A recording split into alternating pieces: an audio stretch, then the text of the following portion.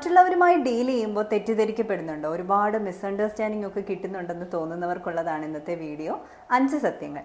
Number 1 എന്ന് പറയുന്നത്, അവർ പലപ്പോഴും അവരുടേതായിട്ടുള്ള എക്സ്പെക്റ്റേഷൻ എന്താണെന്ന് തുറന്നു പറഞ്ഞിട്ടുണ്ടാവില്ല. അത് പിന്നെ നമ്മൾ എങ്ങനെ മനസ്സിലാക്കി പെരുമാറാനാണ്? അതുകൊണ്ടാണ് ഒന്നാമത്തെ രീതിയിലുള്ള തെറ്റിദ്ധാരണ ഉണ്ടാകുന്നത്. രണ്ടാമത്തെ ഒരു കാര്യം എന്ന് പറയുന്നത്, എല്ലാ പേർക്കും അവനവൻ്റെ കാഴ്ചപ്പാട് വളരെ പ്രിയപ്പെട്ടതാണ്. അതുകൊണ്ട് തന്നെ വ്യത്യസ്തമായൊരു കാഴ്ചപ്പാടിനെ അംഗീകരിക്കാൻ അവർക്ക് സാധ്യമായിരിക്കുകയില്ല.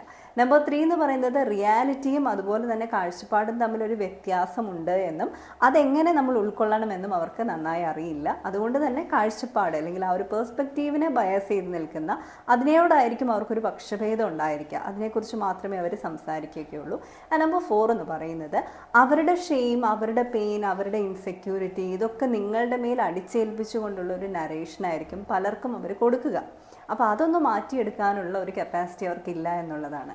നമ്പർ 5 എന്ന് പറയുന്നത്, അവർക്ക് എത്രമാത്രം കൺട്രോൾ ഉണ്ട് എന്നോ ആ കൺട്രോളിൻ്റെ ലെവൽ കഴിഞ്ഞിട്ടുണ്ടെന്നോ അവർക്ക് അറിയില്ലായിരിക്കും.